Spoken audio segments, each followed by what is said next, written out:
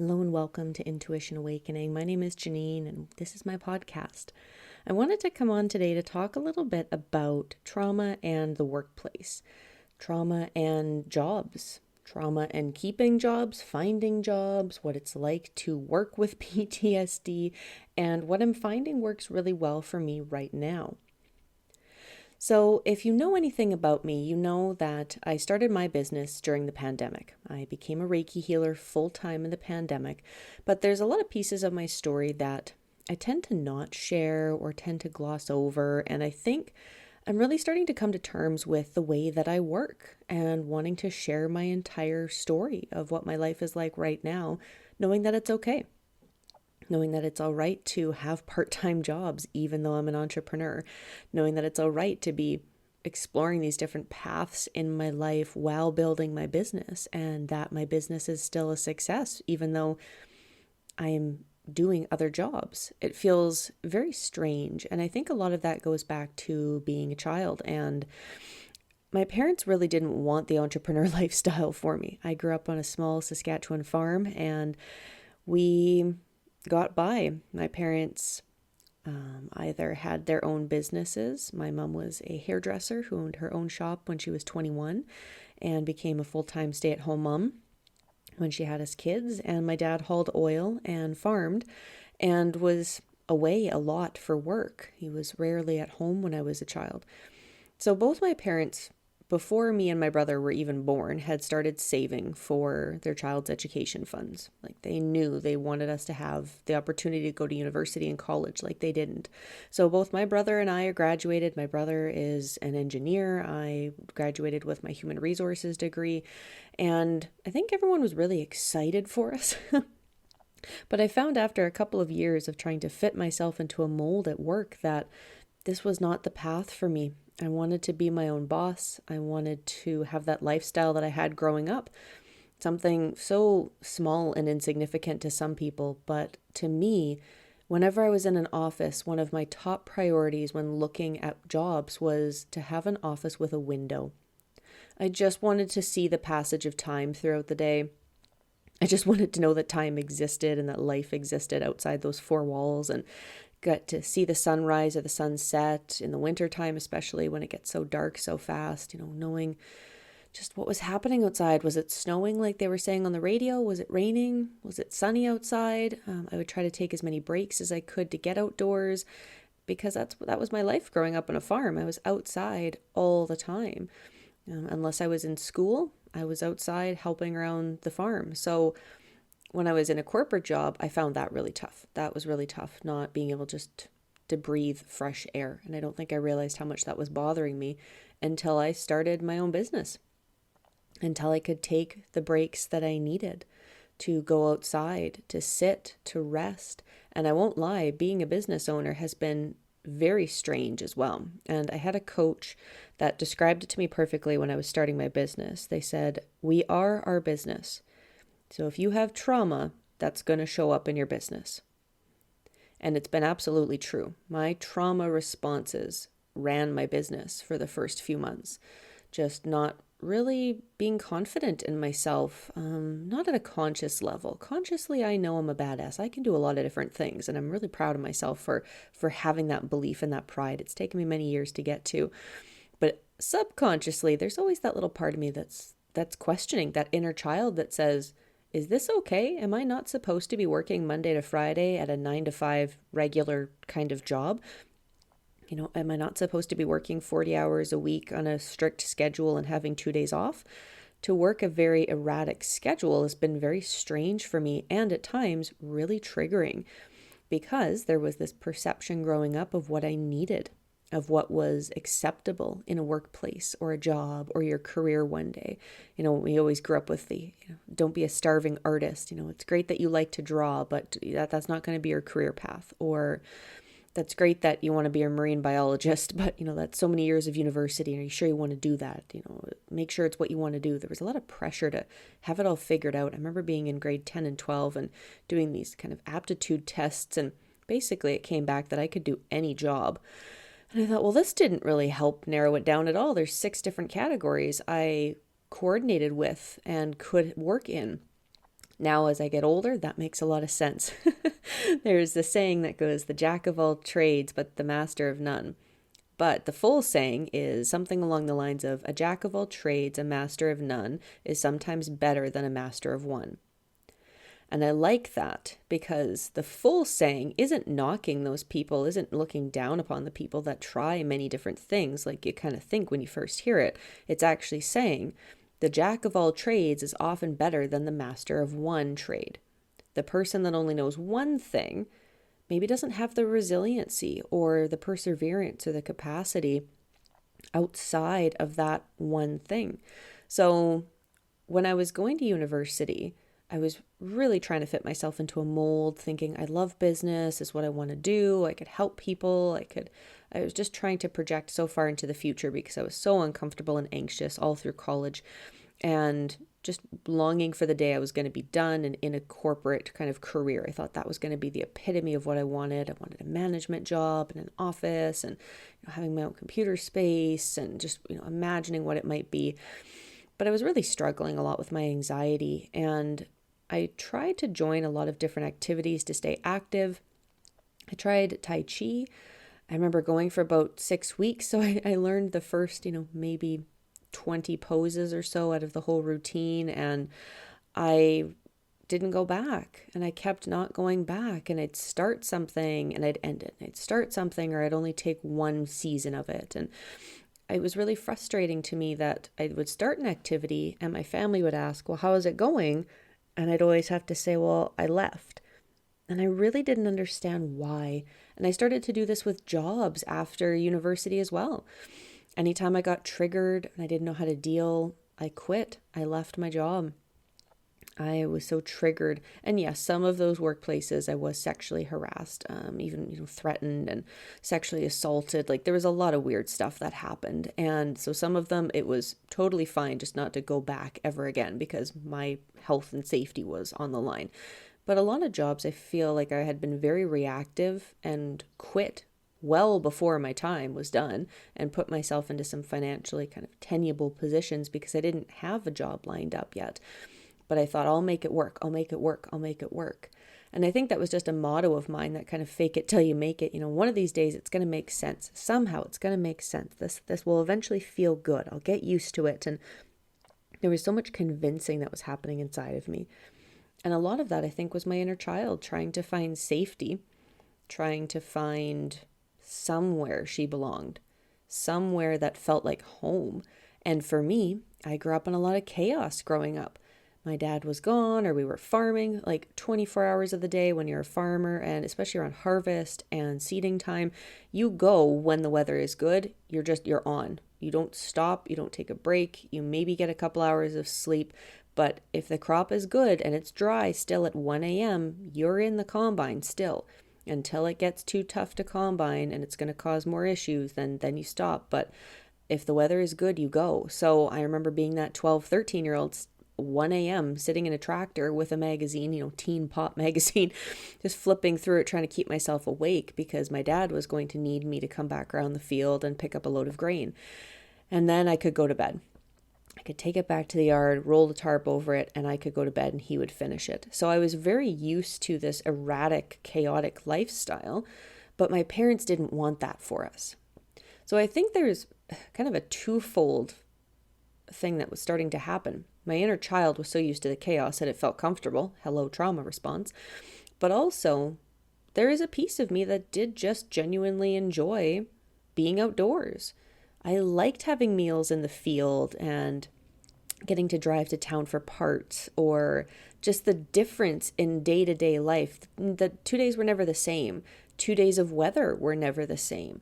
You were always calculating and planning. There was a lot of brain work involved in farming, knowing the crops or rotating and how much fertilizer do we need? When do we need this? When do we need that? There's a lot of logic and just planning involved in it.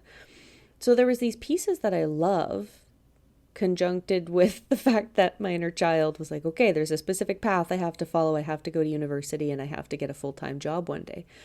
So when I was laid off in September of 2020, 2020. It was a few months into the pandemic, and I thought, well, I've survived this far. There had been so many layoffs initially in March of 2020 when the pandemic first really started here in my province and things were closing down. Like March 16th, public health orders started to come out in 2020, and a lot of us got to work from home. Thankfully, I worked for a company at the time that provided. You just took your laptop and that you could take your desk chair home. They really tried to help their employees get set up at home. And they had these contingency plans in place anyway. We were an IT company. It was really easy for us just to transition to a home environment for most of us. I mean, one of my coworkers had 2 children under the age of 3 at home.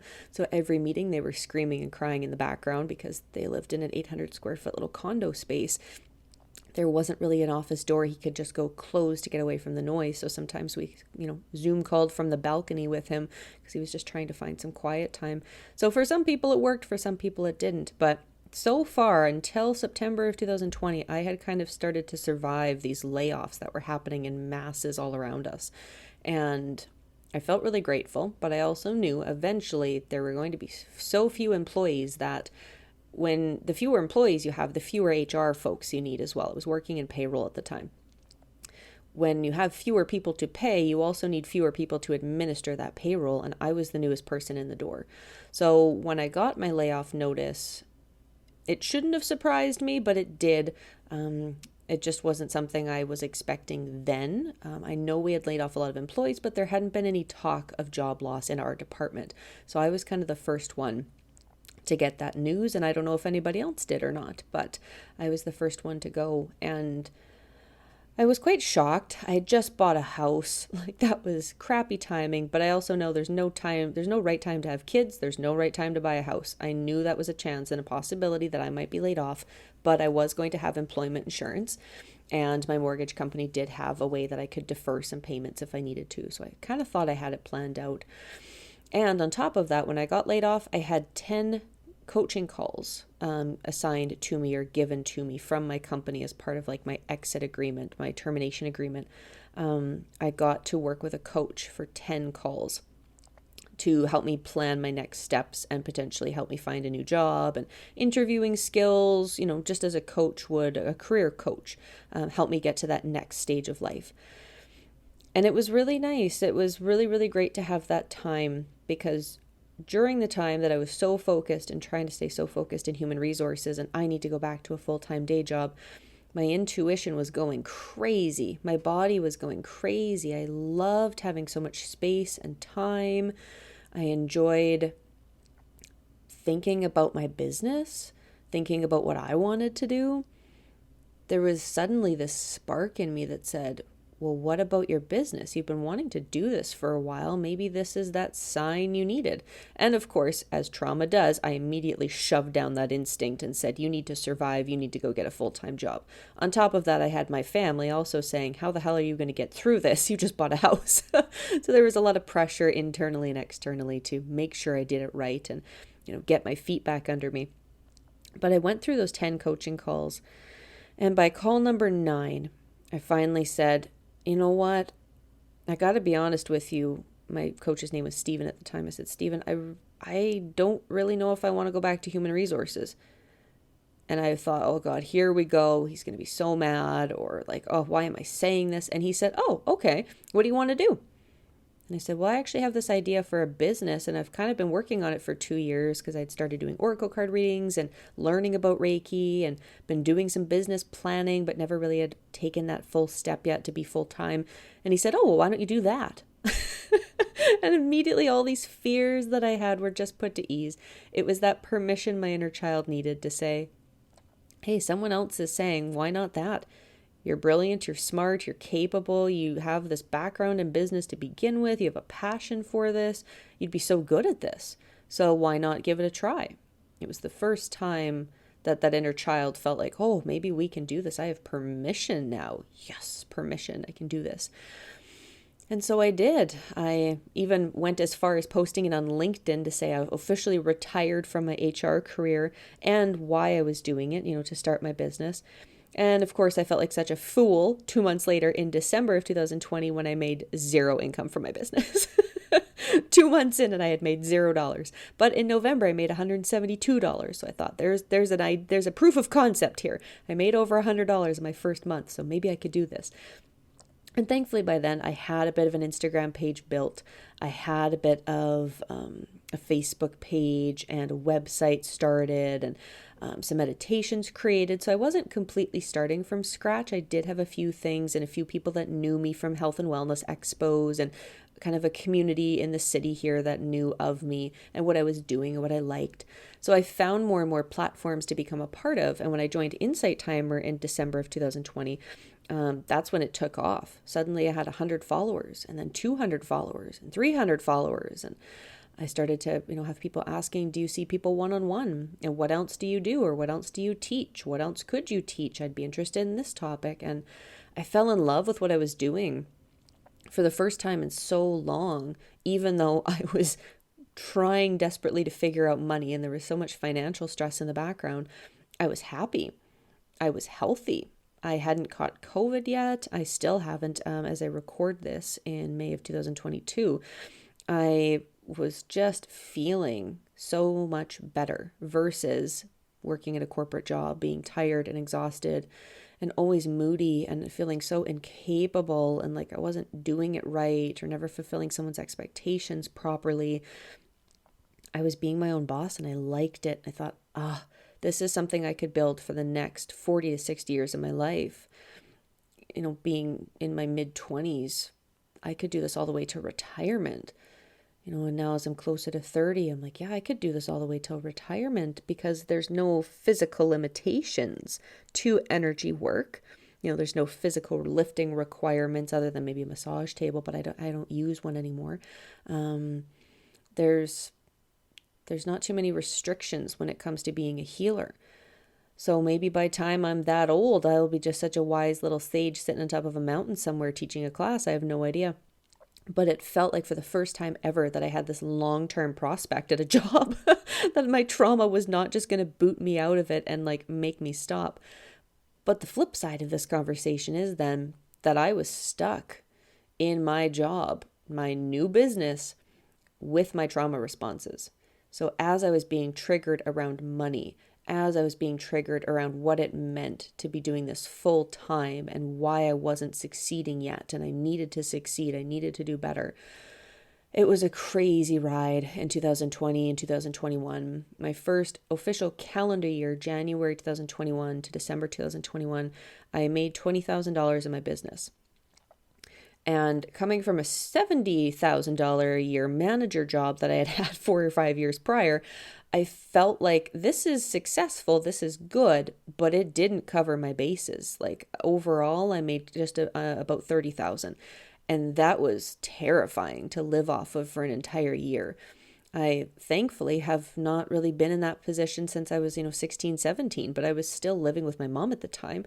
So I wasn't used to, trying to make do with this amount of money, trying to figure it out and trying to figure out what my taxes were going to look like now as a self-employed person. And, 10% of my income needed to be paid to CPP, and how much tax was I going to owe? I knew it was in the lowest tax bracket, but still, what was I going to owe? Thankfully, it all worked out. I ended up receiving a refund, but it was scary to go through that entire year of triggers. And what ended up pushing me into part-time work was I had done so well for about 8 or 9 months in a row. Every month was a steady increase. I was capping about $3,000 a month, like really feeling comfortable, feeling like I was flowing in money. I was able to defer some payments, so I felt like I had a little extra. And then August hit in 2021. And I barely made anything that month. Suddenly I made only $1,400. And I had my mortgage payments to make again, which themselves were $1,300. I thought, I have no money for groceries. So I'll be very vulnerable right now. There were some days definitely where I just had broth in the fridge. Broth and an apple. And I'll never forget that day, staring at that fridge going, holy shit, this is how other people live. And recognizing my privilege that I had lived with for so many years, recognizing the abundance I had lived with for so many years, and then just grieving the loss, feeling like I had lost or lost out, like it was gone, like it wasn't coming back. There's a lot of stories in my head about what that fridge meant, what that amount of food meant. And as something I've explored more recently, I noticed I have a lot of triggers around food and hunger. So the time it was all just trauma response. I wasn't able to tease out the pieces of it, but there was not only the financial stress of just not being able to go to the grocery store whenever I wanted to. That was something I thankfully had been very blessed to say I hadn't had to deal with yet in my life. And there was just this underlying, what am I going to do? So that was when my mom and some other people in my life started saying, could you go get a part-time job? Like, you're so stressed about this. What about part-time work? And my first instinct was to throw up. I thought that meant my business was a failure. If I needed to take on extra work, that must mean I suck at what I'm doing, right? I'm not a good healer. I'm not a good entrepreneur. My business isn't going to be successful. What the heck am I going to do? And it was tough, kind of making that choice to start looking. But I did. I started applying for a bunch of different places. And the reason I had not really looked before was during my journey with that outplacement coach. And while I was still pondering whether I was going to go back to human resources and trying so hard to apply everywhere for HR work and really shoving down that instinct to start a business, I was experiencing a lot of difficulty finding references. Now, here in Canada, we need 3 references in a lot of places. One is allowed to be a character reference, so like a family member, a friend, or like a mentor, someone you've worked with, maybe at a sports organization, or like someone someone like you're active with in sports or something. So a character reference. But the other 2, for sure, some companies are a little more picky and need more. Some companies don't care about references. That's my personal preference as well. I don't think references tell us much. I could go into a whole rant about my experience in recruitment and references. So people only pick the references they know are going to give them a good reference. It's kind of a scam. It's kind of weird. Like, I don't understand the point of references. But I was having a difficult time finding them because the people I used to work with had either been laid off themselves during the pandemic. I couldn't get a hold of them because they weren't working in the office. There was a couple that I tried to contact that had retired because they were of that age, and instead of going through the process of trying to keep their job or be laid off, they chose to retire during the pandemic. I couldn't find anybody to be a reference for me, and that looked really bad. I think it cost me a couple jobs knowing that I only had 1 reference and not 3 or 4. I couldn't provide references from my previous employer as well, the one that had laid me off, because they had a policy against it. And that was a company-wide, global-wide policy they have in this very large company that they do not provide references, which I tried to directly tell them is influencing my ability to find work, but they didn't care. That was their policy, which I believe in it. I mean, don't give references if, I understand the legalities of, there's always that someone that will say, you defamed me, you besmirched my name, you gave me a bad reference, I'm going to sue you. So it's much easier for companies just to not do references at all. But some places were still needing them and I couldn't provide them. So when I was looking for these part-time jobs, I needed something that I could do independently. And so what I started to look into was Uber Eats and Skip the Dishes and DoorDash and like local food delivery companies. And I got on with Uber Eats. DoorDash and Skip they had a wait list for drivers in my area, whereas Uber Eats hired me on the spot and I started. And when the first order came up on my phone for $4, I'm like, I don't understand how this works. $4 to go deliver food. It's going to cost me $4 in gas to go get it and take it to someone's house 10 kilometers away. So I got very good, very fast at trying to navigate the gig economy and the gig jobs and trying to take orders that made sense. If the restaurant was by my house, thankfully I live actually quite on a good road. Didn't think about it when I bought the house, but I'm in quite a central location to all the major roads here in the city. And I really enjoy the access it gives me to driving anywhere within 10 or 15 minutes. Like, my city's quite small, so it's nice when you're on the right road. And I was able to do some of these orders And then the tips came in after. So it's different than DoorDash or Skip, to my understanding, where they see the tip right away. Uber Eats, the tip is added after.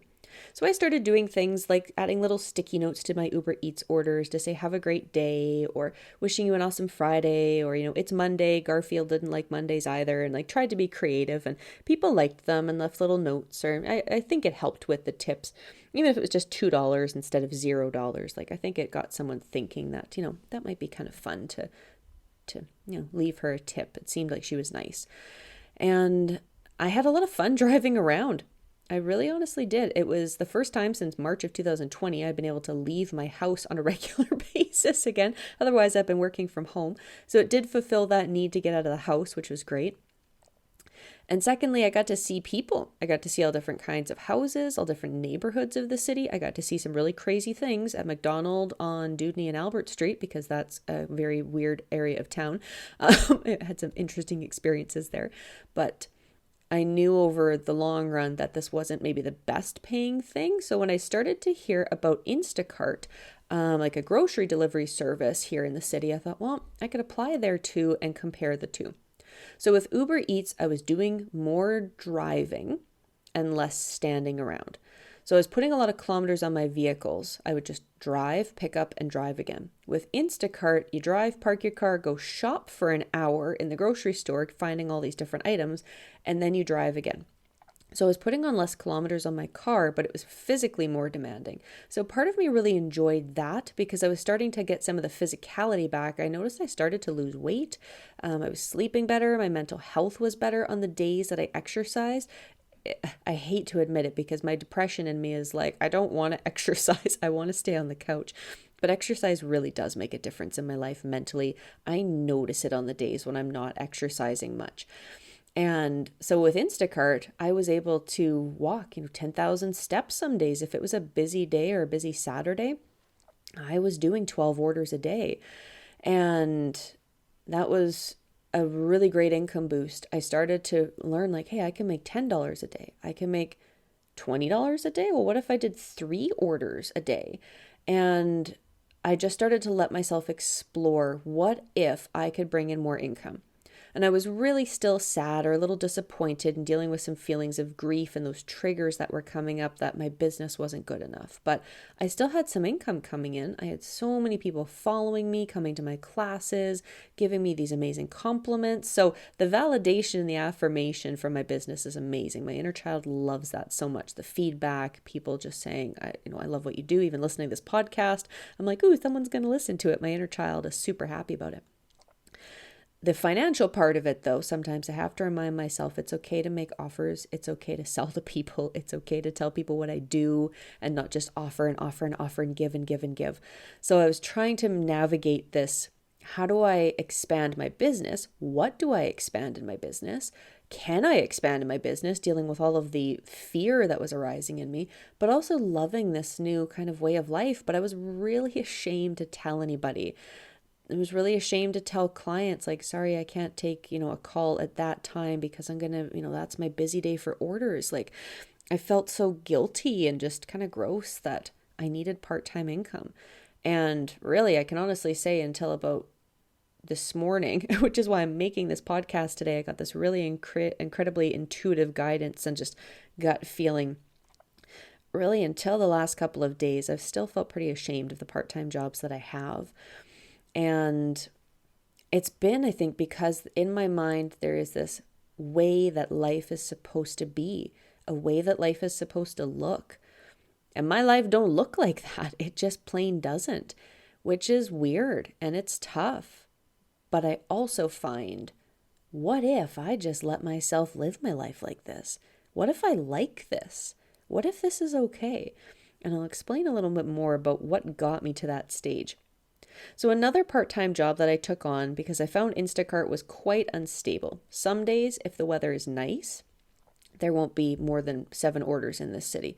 It's crazy. And there'll be $7 for an order, and that is with the tip, or people just say no tip. And you're like, well, I'm not going for an order if there's no tip. When I'm doing those gig type jobs like Uber Eats and Instacart, I tried to make sure I was earning $20 an hour.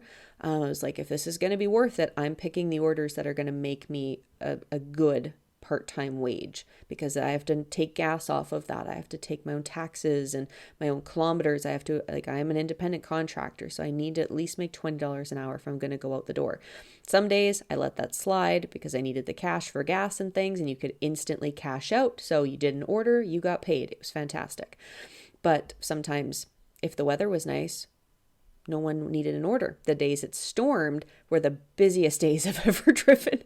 And I have a car, and I don't mind being outside in -40 weather. But there were a lot of days I froze my ass off. It was not much fun. So I thought, this is so erratic. I can't plan with this. What else could I be looking at that would be a little more stable? And this voice from the past came into my head. A friend that had once said, we're always looking for good drivers. And I thought, a couple years ago when she had told me that, we were at a meditation night. I remember talking about our respective jobs, and she said, if you're looking for part-time work, but I said, hun, I'm working full-time. Why are you telling me this? Like, I'm not looking for part-time work. Well, we always need good drivers at our school bus company. And I thought, well, that was the weirdest conversation ever. I'm literally working full-time. Why is she talking to me about this? It stuck in my head for 3 to 4 years, and I remembered her saying it. And I seen a billboard that advertised Drive for Us. It's a school bus driving company here in the city, and that they were offering a $1,500 signing bonus. And I'm like, you know what? The worst I can do is apply. I got an interview, no references required. They hired me right on the spot during the interview. And I said, oh my God, this actually happened. I did it. So bus driving was very strange to get used to. I was driving anywhere from 10 to 25 kids on a bus every day, on a 44-foot school bus in a city. And I have experience with farm equipment and really felt comfortable driving, but it was so hard to manage the kids and driving in traffic. I'm much better at it now. It's been a really great thing, and I love it. I love it. I love getting to see the kids in the morning, and if I can just be that one person in the day that shows them that kindness and love, or that someone saw them. Every morning I try to greet my students by name, first name, that I know it. And they're like, how do you know me? I'm like, I know all my kids. You guys are my kids. It's just amazing to get to pour that love that I have. And I don't have my own kids yet, but to get to pour that into some kids on the bus is so nice. Now, of course, there's days too. Some people think that driving kids to school every day must just be a nightmare job from hell. And there are days, I will definitely say that. There are days when the kids have had enough. They're tired, they're cranky, they've had a bad day. They've had stuff going on at home, or they're being teased on the bus, or they just don't want to sit still. Some of them, I'm 99% positive, have ADHD and probably mental illnesses and things that they're not diagnosed with, or traumas themselves.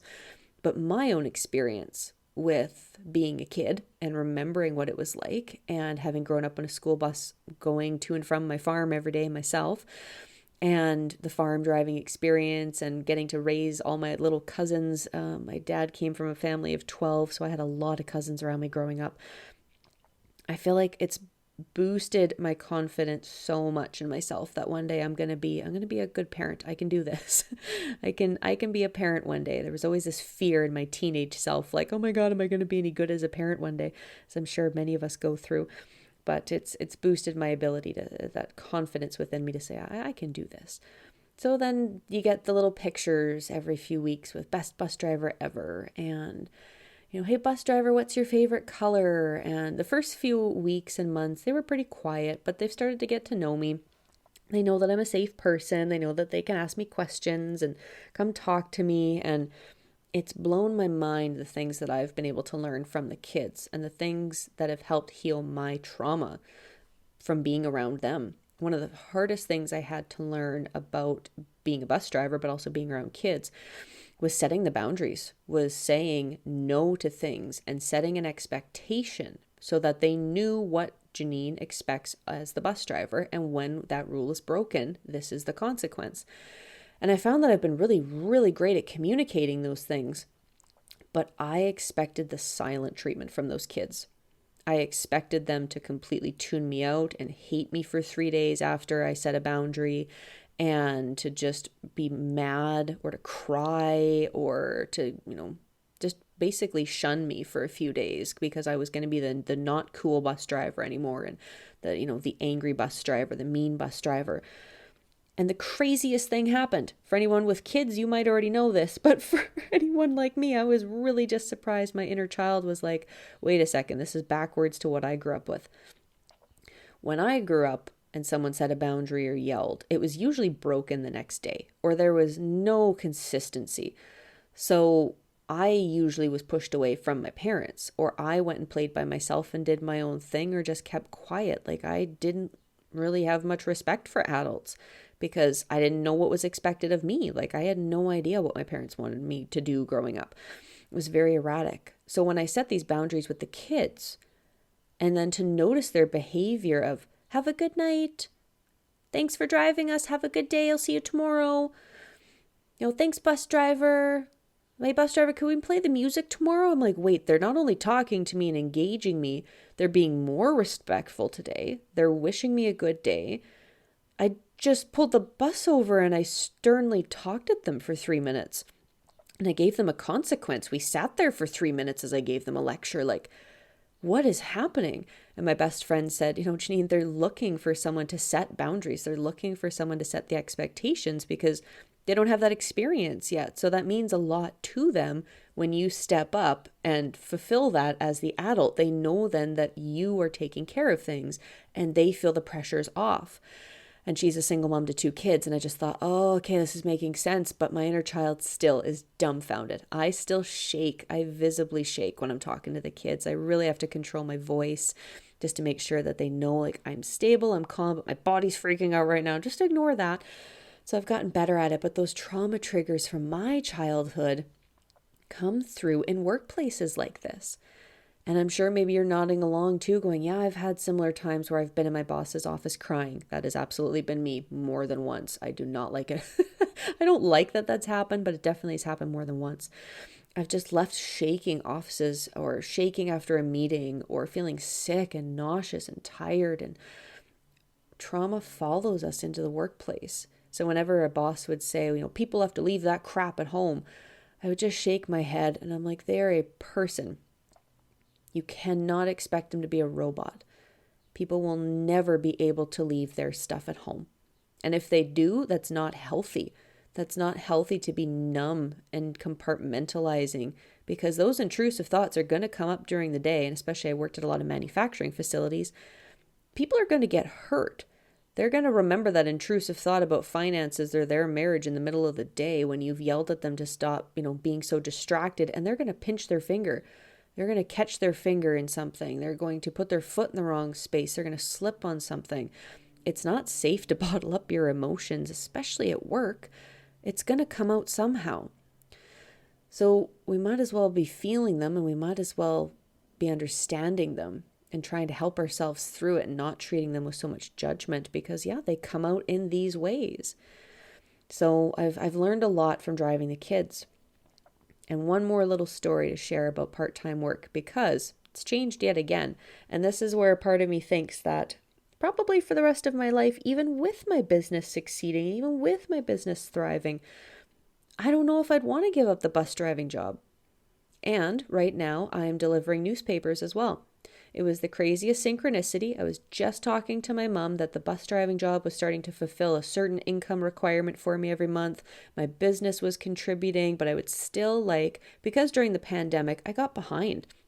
I think all of us did, or many, many of us did. I got behind on bills, on payments, on just life, on savings, on anything. I'm just catching up. It feels like a big year of catching up, because I took on these part-time jobs and have this kind of sustainable secondary income that I can now allot to those bills and paying things back. So when I was talking to my mom, I said, man, $1,000 extra a month would be great. And I'm going to get there. So we're going to figure this out. And on her coffee table in her living room was a newspaper. And I said, well, what the heck? I'm going to pick up the newspaper. Flipped it over in gold lettering, earn up to an extra $1,000 a month with us. I thought, okay, well, if that's not a synchronicity, literally as I was talking about it, in shining gold letters on the back of this newspaper, staring at me 12 inches away from my face, earn up to an extra $1,000 a month. So I called and applied, and now I'm delivering Leader Post papers as well. And that's to replace the Instacart income. When the weather got nice in the springtime, poof, there went all the orders again. I thought, this is not a sustainable part-time job. We also went plastic bag free here in the city, and that was a blow to us as Instacart drivers. They wanted us to pay for bags or, buy and purchase baskets and things ourselves to deliver these groceries to people's houses. And I said, that's not fair. As an employer who's already paying us below Saskatchewan's minimum wage, because you're a US company, you can do whatever you want. We're relying on tips, and now you're going to charge us $34 for 4 bags? Like, what is going on? And I mentioned this in January. I messaged and said, hey, what's the plan for Regina, Saskatchewan? We're going plastic bag free. What are we going to use to deliver groceries? So some drivers, by the sounds of it, would just purchase the reusable bags, but we weren't really allowed to add stuff to customers' orders. So I ended up sourcing boxes from a friend who worked for Canada Post and just had hundreds and hundreds of boxes in my house at any time. And I tried to use cardboard boxes because I couldn't afford to buy bags for my customers to deliver their groceries. And Instacart was like, well, it's not really our problem. I'm like, yes, it is. So I was quickly becoming fed up with especially the physicality of lifting 3 cases of water bottles up a 3-story apartment that does not have an elevator. People really take liberty with the delivery drivers. I think it's enough that someone goes and shops for my groceries. I don't expect them to bring them to my door and unpack them for me.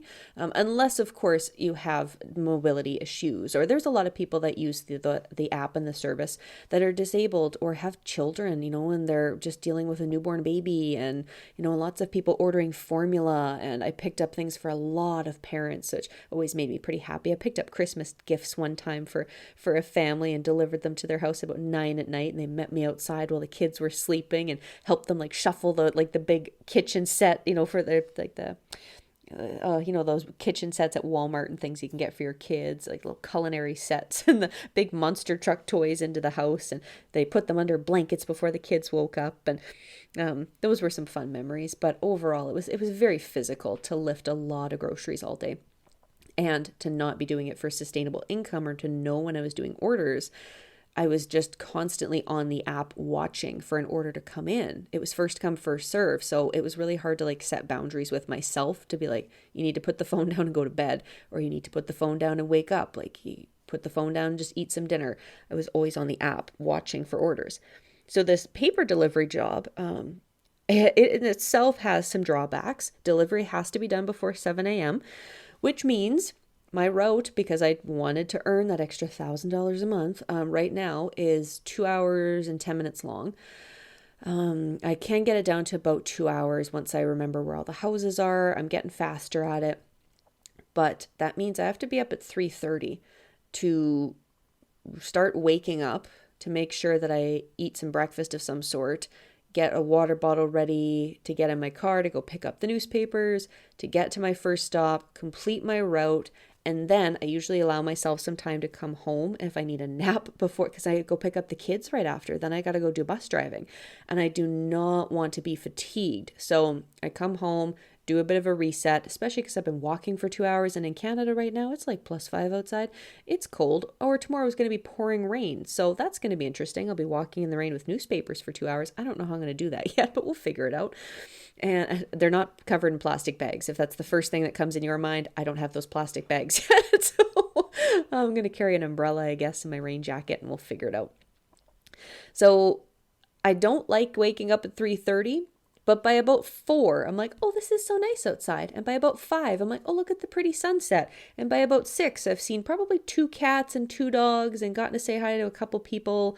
And I get to drive around, do whatever I want first thing in the morning because no one else is awake yet. And it's just kind of nice. So I clocked my kilometers. I walk about 7 kilometers on my route. The route covers about 30 kilometers across a few neighborhoods because not everybody gets papers anymore.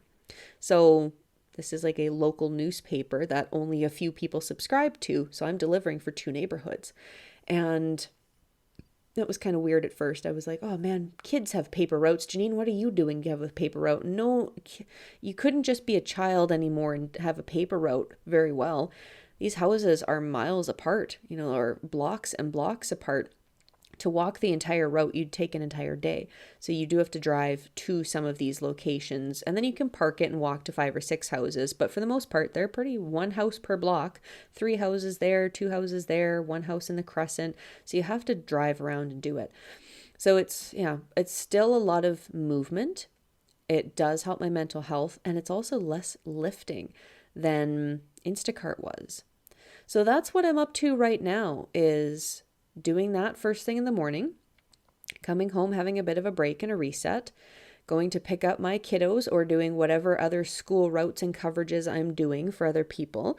So sometimes I'll pick up a couple of schools of kids, depending on their start time, just based on who needs a sick day or who booked vacation time, stuff like that. We help each other out.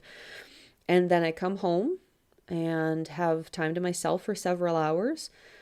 I get to just make dinner, watch TV, record a podcast. That's what I'm doing right now. I just got home and recording a podcast. I get to see my clients in that time, go get groceries, do whatever I need to do. And then I get to go pick up the kids after school, come home, get ready for bed, and do it again. And then Sundays right now are my kind of official full day off, and Saturdays are mostly a day off. So not only has this structure kind of helped my ADHD and the need for a bit of structure in my brain with the PTSD and my depression and anxiety, setting my own schedule all the time as an entrepreneur is really hard. So having someone else to kind of give me some guidelines or structure of this needs to be done by 7 a.m. and these kids need to be dropped off at the school by this time, that really does help. It just gives me kind of a frame for the day, something I wake up and know what I'm going to do a little bit. So it just makes me more comfortable. And it gives me a sustainable, good income that's much better than just minimum wage here in the province. That even though, yes, I have a degree and I could be earning 70 grand at a business manager position somewhere and hating it, this is still a really good part-time income. I'm very blessed to have found these couple of positions that pay a livable wage. They do. And I still get to run my business and do what I want to do in my business. And eventually, my hope is that I could cut back on one of these part-time jobs. I don't know which one I'd give up though, but I don't know. I'm not sure, because I like the physicality of walking so much, but I also really would miss the kids. So it's starting to dawn on me that this might be my life for a while. And why is that a bad thing? Why is that a bad thing? For anyone else who's an entrepreneur like me, you might have heard a lot when you were starting your journey that you needed to quit your day job in order to really be full-time in your business. Don't have a backup plan. Don't have a plan B. If you have a plan B, you'll always fail. You'll always be, going back when it gets scary or tough. You won't take steps forward. And I want to call BS on that. I know my coach said, Jenine, the people that can say that have savings accounts. They have money. They're not financially worried. And now I know that's a blanket statement. That's probably not true for everyone. But yes, the people that say, quit your day job, don't have a backup plan. That's what I did. I thought that I would have enough to last me until my business was successful, not really thinking that it might take 3 to 5 years for it to be successful, but I can do this in 12 months. If I put my focus on this, it's just going to get better and better every month. I'm never going to have any hiccups. I was focused, put everything in one basket. And for me, that didn't make me feel safe. I don't want to even say that it didn't work. That's probably not the right way to put it. If I'd had a spouse that could have supported me through that, or we could have, shared expenses, or they could have, taken on the brunt of things with their manager type position or, 9-to-5 job, that they could have, had that stability to help, and I could, help with payments as well and just focus on my business. Sure, maybe I could have done it. Maybe I could have stayed away from part-time work. But in my business as well, I see clients one-on-one or I teach classes, but there still is, I don't typically do 40 hours a week in my business. That was never how I wanted it to be anyway. I don't want to do 40 hours of content creation every week. I'll be burnt out. And energy healing too, it's an hour or two here and there, and then I take time to rest. I always give myself an hour buffer in between appointments. And all of that's been really helpful for my mental and physical health. But then, there's a lot of space and time that I do have time to do other things. So one day I'd love for that time to be filled with like activities and volunteering and, hosting events and, traveling. But for now, I also really enjoy that I get to do part-time work, and it fulfills me and it makes me feel safe. Another great question that my coach asked me once was, how much would you need in your bank account to feel safe today? And the number actually really surprised me. It was only $400. And I said, $400 makes me feel like I could pay a bunch of different bills if I needed to, even just partial payments. I could do a lot of different things with $400. And she said, okay, so what are you going to work on that can help you get that money in your account more often? So it's just kind of sitting there for you. That could be your savings goal, is $400, not $10,000. Of course, we all want, this gigantic retirement savings plan, but $400 makes you feel safe when it comes to trauma or mental illness, or entrepreneurship in general. That safety allows our creativity to be so much more open.